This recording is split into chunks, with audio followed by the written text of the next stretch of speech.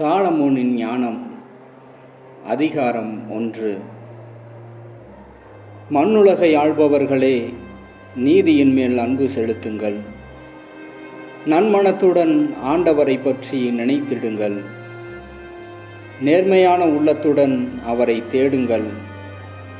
அவரை சோதியாதோர் அவரை கண்டடைகின்றனர். அவரை நம்பினோர்க்கு அவர் தம்மை வெளிப்படுத்துகின்றார். நெறிகட்ட எண்ணம் மனிதரை கடவுளிடமிருந்து பிரித்துவிடும். அவரது ஆற்றல் சோதிக்கப்படும் பொழுது அது அறிவிலிகளை அடையாளம் காட்டிவிடும். வஞ்சனை நிறைந்த ஆன்மாவில் ஞானம் நுழைவதில்லை. பாவத்திற்கு அடிமையான உடலில் ஞானம் குடிகொள்வதில்லை. நற்பயிற்சி பெற்ற உள்ளம் வஞ்சனையினின்று விலகியோடும். அறிவற்ற எண்ணங்களை விட்டு அகலும்.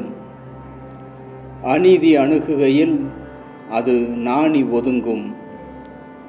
ஞானம் மனிதநேயமுள்ள ஆவி. ஆயினும் இறைவனை பழிப்போரை அது தண்டியாமல் விடாது. கடவுள் அவர்களுடைய உள்ளுணர்வுகளின் சாட்சி. உள்ளத்தை உள்ளவாறு உற்று நோக்குபவர். நாவின் சொற்களை கேட்பவரும் அவரே. ஆண்டவரின் ஆவி உலகை நிரப்பியுள்ளது. அனைத்தையும் ஒருங்கிணைக்கும் அந்த ஆவி ஒவ்வொரு சொல்லையும் அறிகின்றது. நேர்மையற்றதை பேசுவோர் மறைந்திருக்க முடியாது. தண்டனை வேளையில் நீதியினின்று தப்ப முடியாது. இறை பற்றில்லாதோரின் சூழ்ச்சிகள் நுணுகி ஆராயப்படும். அவர்களுடைய சொற்கள் ஆண்டவரின் காதுக்கு எட்டும். அவர்களுடைய நெறிகட்ட செயல்கள் கண்டிக்கப்படும்.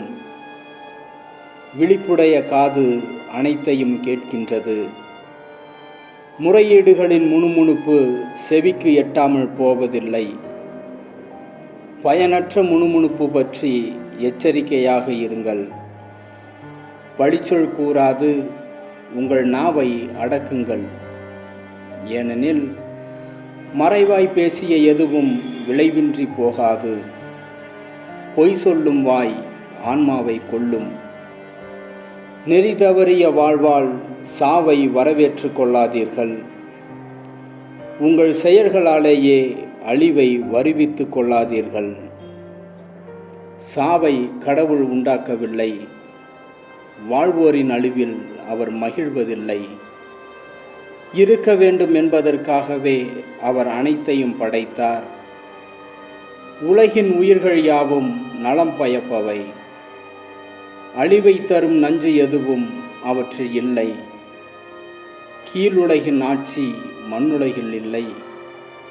நீதிக்கு இறப்பு என்பது இல்லை.